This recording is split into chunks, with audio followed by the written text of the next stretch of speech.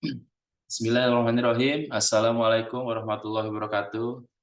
Perkenalkan, nama saya Gempar Al-Hadis. Untuk eh, semester ini, saya mengambil salah satu contoh perkuliahan ilmu kepelatihan dasar. Rencana pembelajaran semester RPS ini, mata kuliah ilmu kepelatihan dasar, kode GIC 5202, bobot SKS 2 SKS, semester 5 reguler. Ya, dosen pengembang saya sendiri, Dr. Gempar Al-Hadis, MPD. Di sini capaian pembelajaran lulusan prodi pendidikan olahraga mampu mencetak lulusan profesional dalam mengaplikasikan ilmu pengetahuan di bidang pendidikan, jasmani, dan olahraga, serta menjadi tenaga pendidik yang terampil berilmu dan berwatak dalam penerapan ilmu kepelatihan dasar. Yang kedua, menyelenggarakan pendidikan dan kepelatihan dan pengabdian pada masyarakat dalam rangka mengembangkan sumber daya, resource and development, yang mampu berkompetisi secara profesional, baik secara teoritis maupun praktis, yang berfungsi untuk membina bidang studi pendidikan jasmani, kesehatan, dan rekreasi, khususnya dalam ilmu kepelatihan dasar. Melaksanakan pembinaan akhlak mulia, budi pekerti, dan kepribadian mandiri, dinamis, ke depan dengan budaya bangsa yang dilandasi dengan nilai-nilai agama.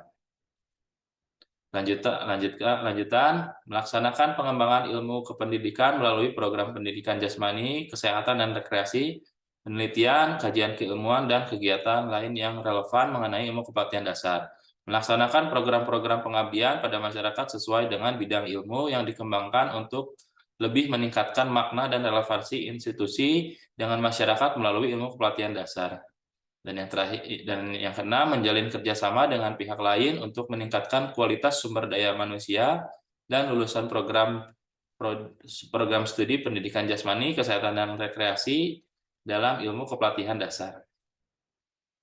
CPMK, setelah mahasiswa menyelesaikan mata kuliah ini, mahasiswa memiliki pengetahuan, sikap, dan mampu menerapkan dan mengaplikasikan konsep-konsep dasar dan memiliki pemahaman serta bisa menjelaskan, mengaplikasikan konsep dan praktik ilmu kepelatihan dasar di bidang pendidikan jasmani dan olahraga secara umum dan khusus. Mengembangkan konsep dasar tersebut baik dalam kegiatan proses pembelajaran maupun pelatih keolahragaan. Dalam perkuliahan ini merupakan dasar mahasiswa dalam mengikuti mata kuliah lanjutan yang berhubungan dengan ilmu kepelatihan. Materi dalam mata kuliah ini memiliki ruang lingkup yang membahas aspek pelatih, atlet, dan aplikasi ilmu-ilmu pengetahuan yang berhubungan langsung proses melatih pada cabang olahraga. Di sini materi pembelajaran atau pokok bahasan bahan kajian yang pertama pendahuluan mata kuliah ilmu kepelatihan dasar, dan yang kedua ada latihan, yang ketiga prinsip-prinsip latihan bagian 1, bagian 2, dan bagian 3, dan yang keenam adalah latihan kondisi fisik 1 dan latihan kondisi fisik 2, dan yang pertemuan ke-8 ujian tengah semester, dan yang ke-9 latihan kondisi fisik, yang ke-10 hal lain yang perlu diperhatikan dalam latihan, yang 11 pentingnya perencanaan program, dan yang ke-12 picking pemecahkan prestasi, 13 tahapan latihan, 14 speed, agility, dan quickness, dan yang 15 pelatih. Dan pertemuan terakhir ada ujian akhir semester. Media pembelajaran yang ada di Universitas Subang, khususnya di Fakultas Keguruan Ilmu Pendidikan, dan di PJKR ini kita menggunakan LMS, dan ada Zoom, bisa juga menggunakan WhatsApp. Tugas yang saya berikan ada tugas mandiri dan tugas kelompok. Tugas mandiri biasanya anak akan membuat suatu penelitian tentang ilmu kepelatihan dasar, dan untuk kelompok akan mempresentasikan materi-materi yang setelah disiapkan yang tadi dari bahan ajar. Untuk penilaian, bobot yang saya gunakan di sini semuanya 25%, kehadiran 25%, tugas 25%, UTS 25%, dan UAS 25%. Konversi nilai yang saya gunakan di sini untuk perkuliahan ada nilai A, B, C, D, dan E. Ya, untuk nilai 80 sampai 100 mendapatkan nilai A, 68 sampai 79 mendapatkan B, 56 sampai 67 mendapatkan C, 45 sampai 55 mendapatkan D. Di bawah 44 itu akan mendapatkan nilai E. Ya, itu bisa disebut tidak lulus perkuliahan ilmu kepelatihan dasar. Ya, ini adalah rencana pembelajaran ilmu kepelatihan dasar, dan selanjutnya saya akan menampilkan salah satu materi pembelajaran di pertemuan kedua tentang materi latihan, dan akan dilanjutkan dengan Zoom bersama mahasiswa. Terima kasih. Assalamualaikum warahmatullahi wabarakatuh.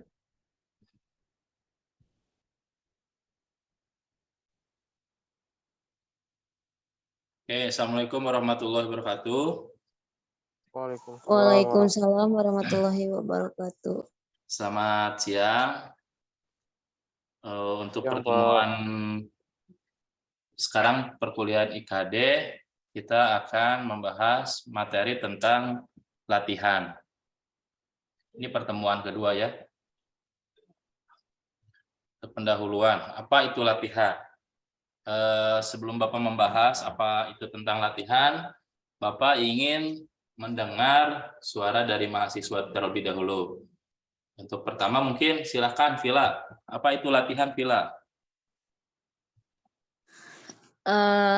Menurut Pila, latihan adalah suatu keharusan atau kebutuhan seorang eskul maupun atlet gitu ya Pak. Ya. Karena tanpa latihan kita nggak bakalan mencapai satu tujuan. Kita mau kemana? Oke. Skill kita diasah lagi kayak gitu Pak. Oke, bagus. Yang lainnya siapa ada? Vivi ada? Kalau nggak Didin? Siap, izin menjawab, Pak. Ya. Menurut Didin, latihan adalah suatu aktivitas yang terus-menerus, kemudian dalam bobotnya itu meningkat, Pak. Bobotnya itu misalnya, bobot pertama misalnya ke 1, terus meningkat, begitu, Pak. Oke, bagus. Ya. Jadi untuk hampir cukup menguasai lah ya kalian pengertian tentang latihan. Nah. Baik, Pak. Oke, jadi latihan adalah proses berlatih, ya, adanya suatu proses latihan sistematis, ya, sistematis di sini harus ada stretching, ya, sampai pendinginan. Berulang-ulang mengulangi teknik secara terus-menerus, ya, meskipun itu akan menimbulkan rasa jenuh. Dan yang terakhir, bobot latihan semakin lama semakin meningkat. Ya, hampir tadi jawaban dari Vila juga arahnya sudah ke sana dengan Didin juga ya. Jadi tapi ini kuncinya ya, latihan tuh adanya proses berlatih yang harus kalian ingat tuh. Sistematis, berulang-ulang, bobotnya semakin lama semakin meningkat. Ya. Oke, ini ada 2 penunjang latihan. Yang pertama ada faktor pelatih, ya, faktor pelatih.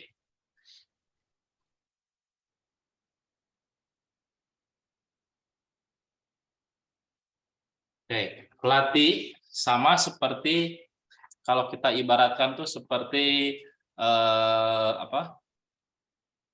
membuat kue, ya, dia harus meracik dari bahan-bahannya harus apa yang dibuat.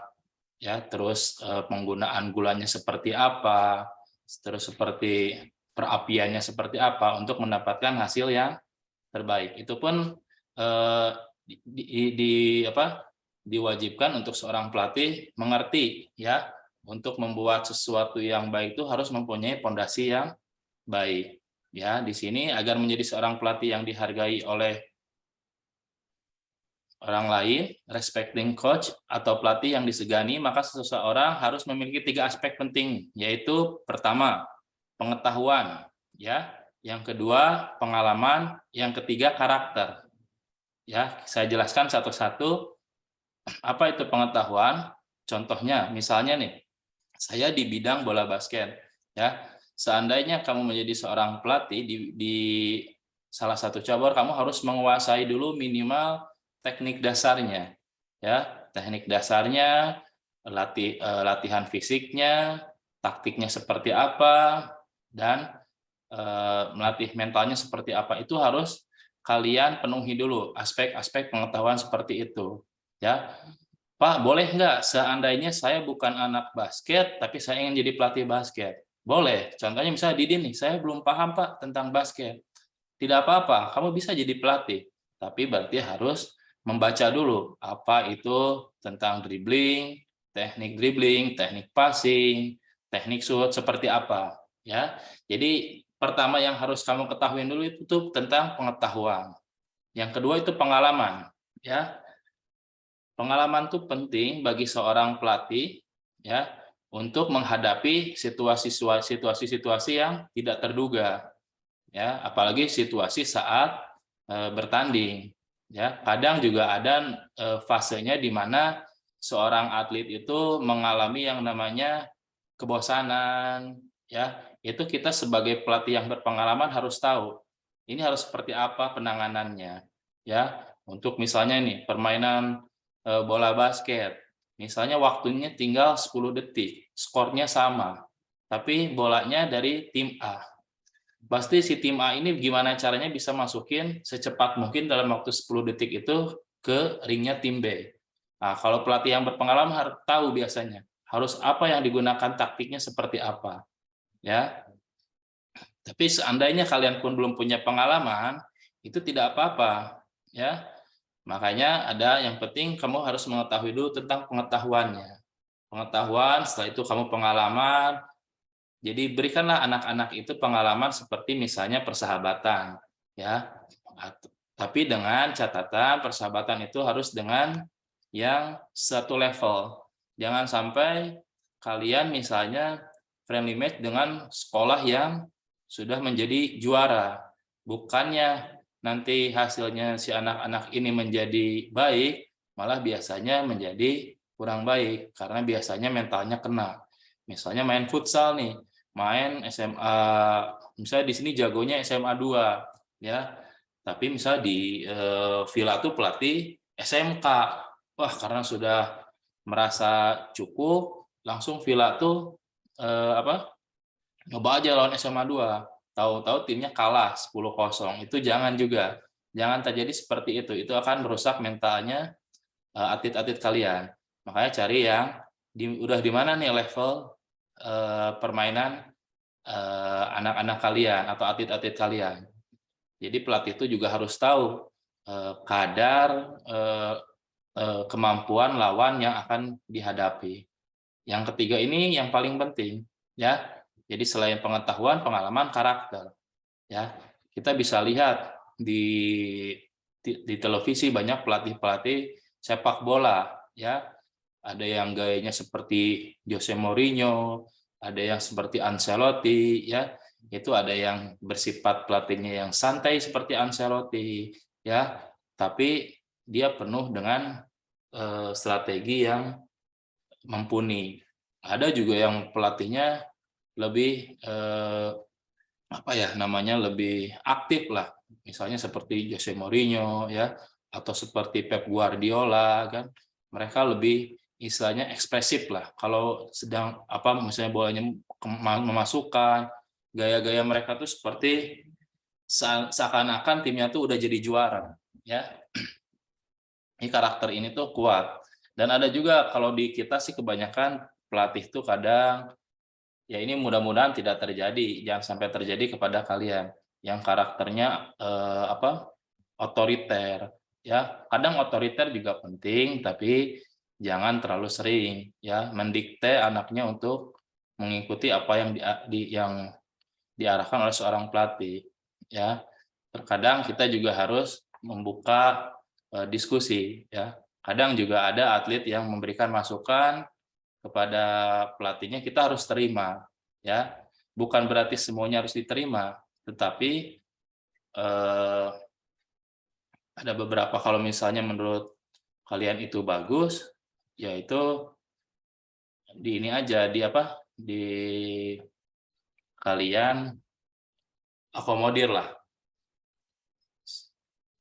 Oke, selanjutnya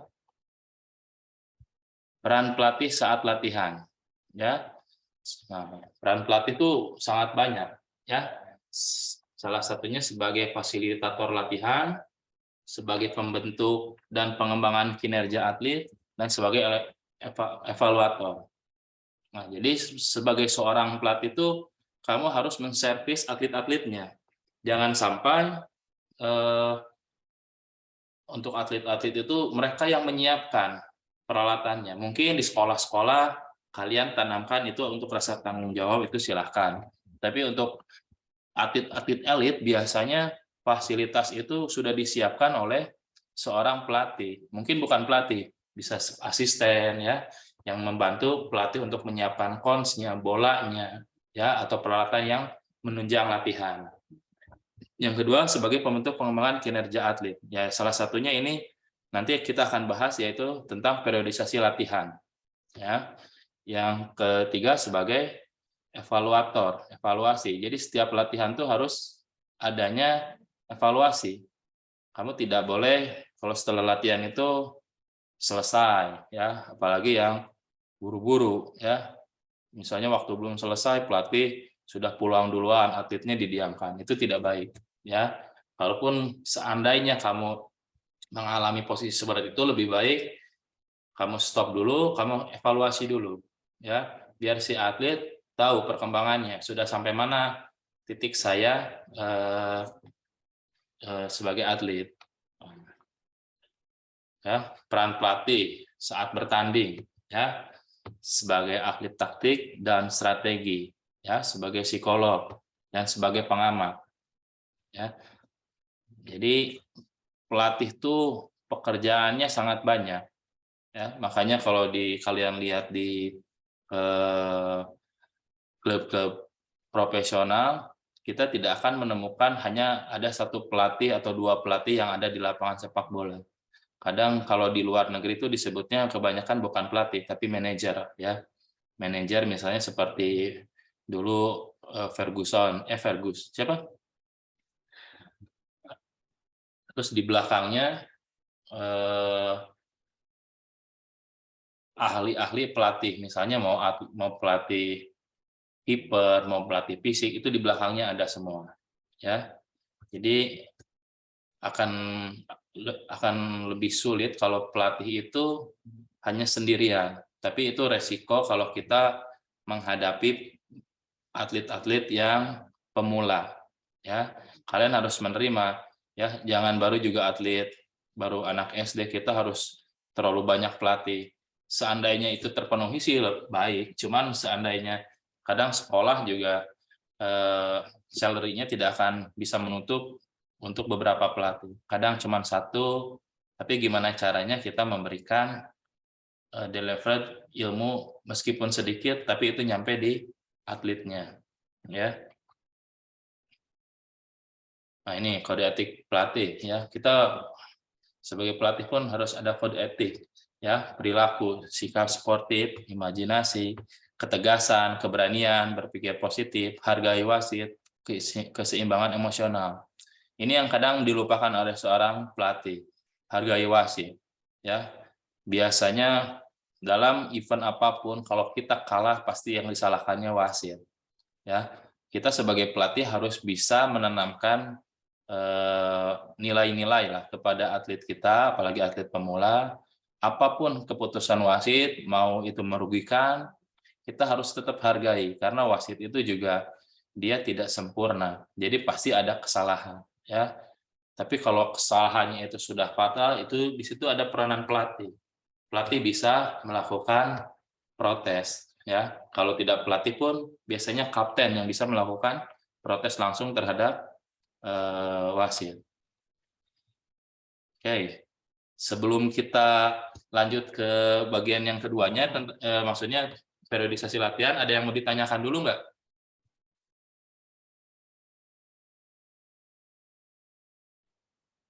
Suaranya kedengeran kan ya? Masih aman? Kedengeran Pak, aman-aman. Mau dilanjut dulu atau Aman, nanti Pak. aja? Atau ada yang mau bertanya?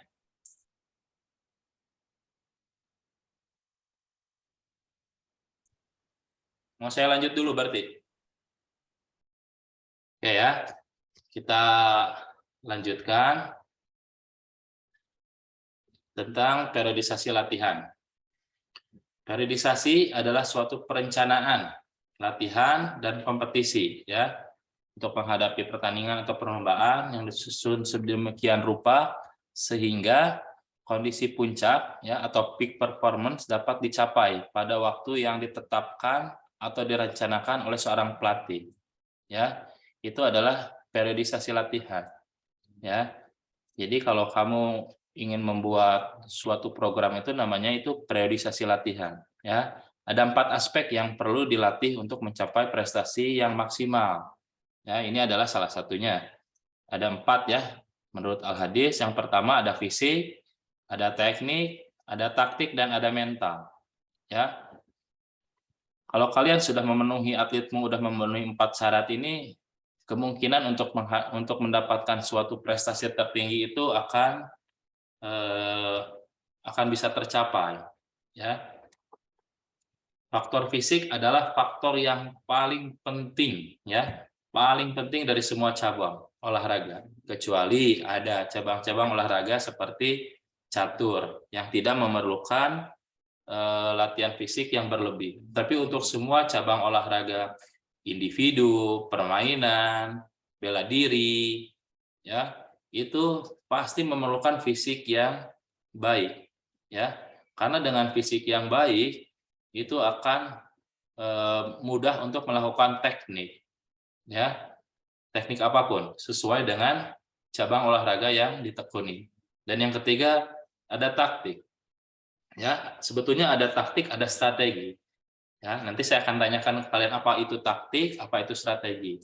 Ya, kalau 1, 2, 3 sudah terpenuhi, faktor 4 lah yang menentukan, yaitu mental. Ya, jadi seandainya fisik sudah bagus, teknik sudah bagus, taktik sudah bagus, strategi sudah bagus, tapi mentalnya tidak bagus, ya kemungkinan itu akan mengalami kekalahan. Ya, biasanya disebutnya gemper lah gitu ya, atau demam panggung ya, tapi banyak alasannya. Biasanya kalau atlet-atlet pemula alasannya sakit Pak ya, lagi nggak fit ya, itu banyak lah, banyak alasan-alasan.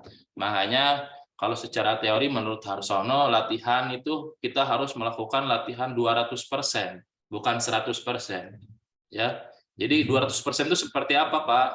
Kalau kita normalnya ya orang latihan sehari cuman 1 kali ya dalam 1 hari itu. Kalau atlet-atlet profesional tuh bisa 2 sampai 3 kali, pagi, siang, malam ya. Nah, itulah untuk mendapatkan fisik teknik yang tinggi ya. Seandainya kalau kita sudah memenuhi 200%, mental itu akan menurun sampai 100%. Kalau memang si atlet yang kita punya tuh mempunyai pengalaman yang kurang. Jadi setidaknya atlet kita itu akan di titik 100%. Ya, fisiknya kuat, tekniknya bagus, ya. Tinggal taktik dan strateginya saja nanti yang diberikan oleh seorang pelatih. Nah, sebelum saya lanjut nih, saya akan sedikit bertanya dulu kepada Dede lah, Dede nih. Dede, apa perbedaan taktik dengan strategi, Dede?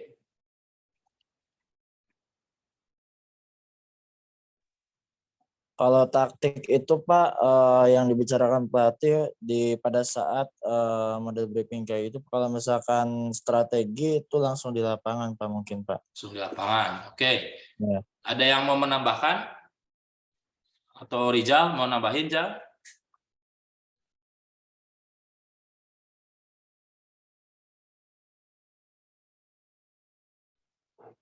Izin menambahkan Pak. Ya. Kalau dari Didin, kalau taktik itu sebelum pertandingan seperti sepak bola lah, misalnya gitu Pak. Contohnya Ya. sepak bola. Sebelum pertandingan itu taktiknya itu mau bagaimana. Kalau dari strateginya itu ketika akan bermainnya gitu Pak. Paling gitu dari Didin. Terima kasih Pak. Ya, bagus ya. Jadi bahasa sederhananya gini, kalian sering melihat sepak bola kan ya? Ada Sering Pak, sering. 4-4-2, itu disebutnya strategi. ya. Tapi untuk pergerakan 4-4-2 itu namanya taktik, ya. Biasanya pelatih mengarahkan posisi striker harus menyerang sampai batasannya sampai mana, atau batasan dia mundur ke belakang seperti sejauh mana, untuk pemain sayap bergerak seperti apa, itu disebutnya taktik. Biasanya itu kalau taktik itu berarti bersifat dinamis, ya. Tapi kalau strategi itu bersifat statis. Jadi hanya strategi aja. Misalnya basket nih, zone defense ya 2-3, dia hanya diam di posisi 2-3. Tapi pas ada bola bergerak ke kanan, ya dia mengikuti taktik yang telah diberikan oleh seorang pelatih sebelumnya, ya dari pengalaman-pengalaman dia berlatih.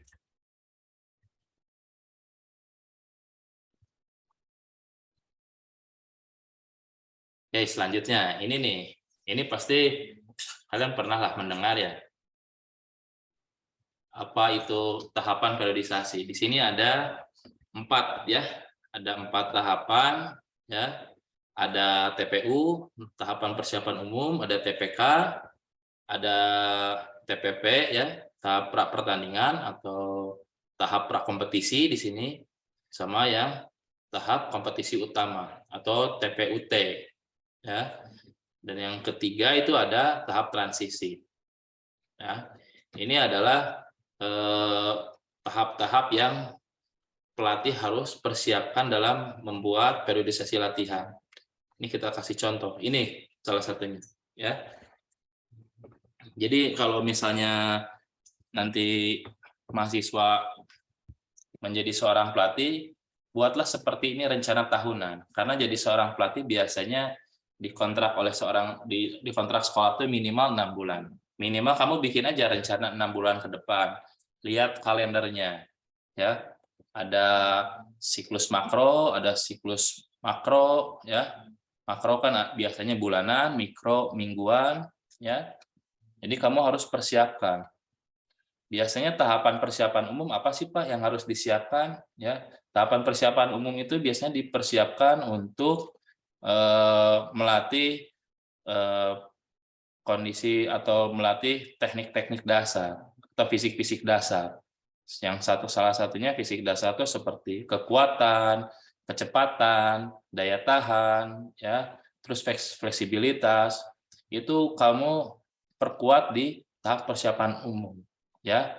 Kalau di tahapan persiapan umum itu harus lebih besar melatih kondisi fisik.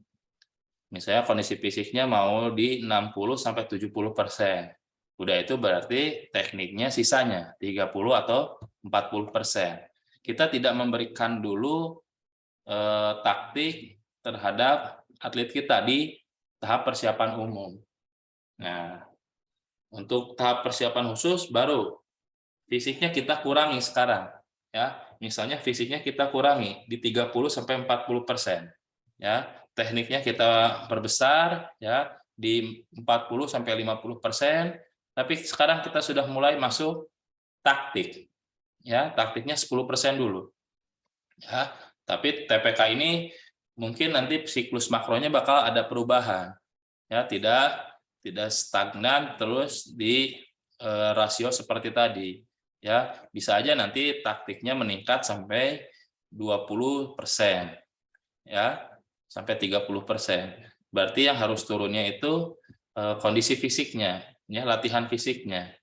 Jadi di saat taktik diberikan, fisik pun harus diturunkan, ya.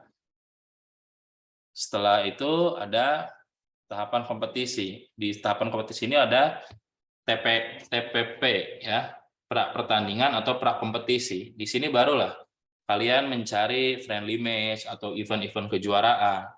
Kita ukur, ya, sejauh mana kita persiapkan atlet-atlet di TPU dan TPK. Kita lihat hasilnya, ya. Oke, sebelum kalian ke tahapan yang lain, jangan lupa juga nanti di TPU tuh kamu harus ada uji instrumen dulu, ya. Minimal kamu mempersiapkan uji instrumen tentang kondisi fisik. Jadi kita terukur nanti sudah sejauh mana level fisik anak yang kita latih, ya. Semuanya harus terukur, ya. Jadi pas tahap pra pertandingan nanti kita bisa evaluasi besar, ya. Karena biasanya setelah pra kompetisi ini ada jeda minimal 1 bulan untuk menghadapi kompetisi utama atau TPUT, ya, tahapan persiapan pertandingan utama. Ya, kita itu bisa rubah. Apakah yang kurangnya teknik, kita perbaiki teknik-teknik yang ininya, atau taktiknya kita pertajam lagi, ya. Setelah itu kompetisi utama. Di kompetisi utama barulah itu goalnya. Misalnya eventnya event apa nih yang mau kalian menangkan. Ya, nah inilah nanti yang diantaranya ada periodisasi, periode, TPU, TPK seperti tadi, siklus makro bulanan, ya, latihannya di bulan 1 seperti apa, bulan 2 seperti apa, terus ada siklus mikro mingguan, ya.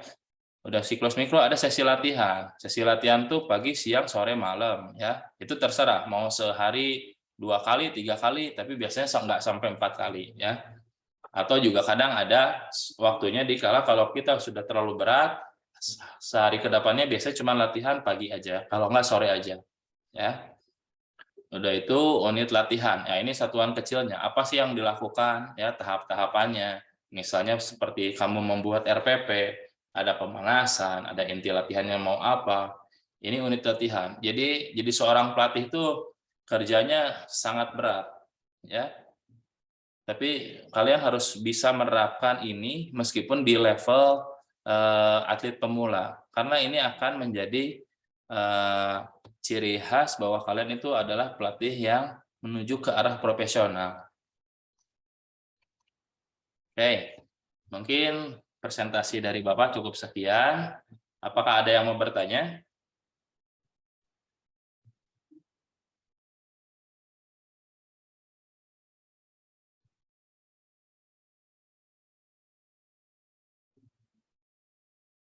Oke, kalau sekarang udah boleh bertanya, silakan.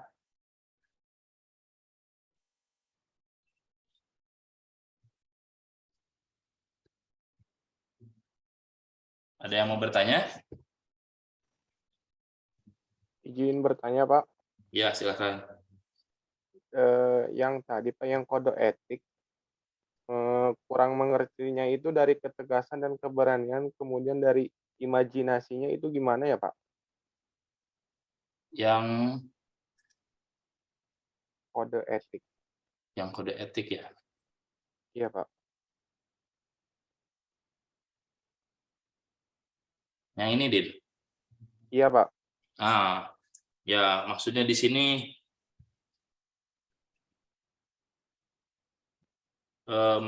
tuh ketegasan dan keberanian. Jadi si pelatih itu harus tegas, ya. Kita menghadapi atlet itu tidak boleh pilih-pilih. Kadang ada atlet itu yang malas, terus ada atlet itu yang juga dia sangat bersemangat. Kita tidak boleh memilih-milih, ya. Kita harus betul-betul, kalau misalnya ini kita harus tegas aja, ya. Tapi dengan ketegasan yang terukur, ya. Kadang ada faktor-faktor X, ya, untuk perempuan itu ketegasannya kenapa dia bisa seperti malas, biasanya ada misalnya dia sedang PMS, ya. Terus keberanian. Di sini juga pelatih harus berani, ya. Berani di sini tuh berani mengambil resiko program yang akan kamu buat, ya. Jadi jangan takut, tapi sebelum kamu membuat program yang baik itu kamu juga harus mengetahui ilmunya harus seperti apa, ya. Jadi jangan sampai kamu asal berani-berani aja tapi ininya pengetahuannya tidak tahu. Jadi itu akan juga tidak baik untuk nanti penyampaiannya kepada seorang atletnya. Oke, ada lagi yang mau bertanya? Izin Pak, izin bertanya Pak, Daniel Pak. Oke, silakan Daniel. Gimana? Mau bertanya tentang periodisasi latihan Pak. Ya. Nah mungkin ingin bertanya tips lah Pak, tips and trick gitu. Bagaimana cara agar kita untuk atlet menuju peak performance itu tidak meleset Pak. Itu seperti apa gitu. Oke. Tips menjadi seorang pelatih. Oke. Ini ya, Nil ya. Yang pertama, Mohon, Pak. kenapa sebagai seorang pelatih itu kita harus tahu dulu agenda pertandingan. Ya, misalnya dalam 1 tahun nih, misalnya Daniel seorang pelatih bola basket. Dalam 1 tahun itu mungkin ada beberapa event yang akan dihadapi oleh seorang atlet. Ya, Daniel harus bisa menentukan ya di level mana kita harus menjadi juara. Ya, misalnya nih untuk bola basket ada yang namanya DBL ya, antar SMA misalnya. Itu misalnya mau menjadi peak-nya atau istilahnya puncak tertingginya atau prestasinya atlet ya. Makanya Daniel dalam menyiapkan waktu 1 tahun itu ya, dimulai dari TPU ya. TPU mungkin agak sedikit lama ya, sekitar sebulan, paling lama itu 2 bulan, menyiapkan dulu TPU-nya, fisiknya sudah prima atau tidak ya. Udah gitu ke siap TPK, udah TPK baru menghadapi persiapan TPUT ya. Tapi TPUT-nya bisa 3 kali event, berarti TPUT-nya mungkin bisa 6 bulan ke depan ya. Jadi misalnya di event pertama Daniel tidak harus menargetkan si anak itu menjadi juara ya, karena target Daniel bukan event kecil, misalnya kejuaraan antar SMA ya. Yang Daniel harus kejar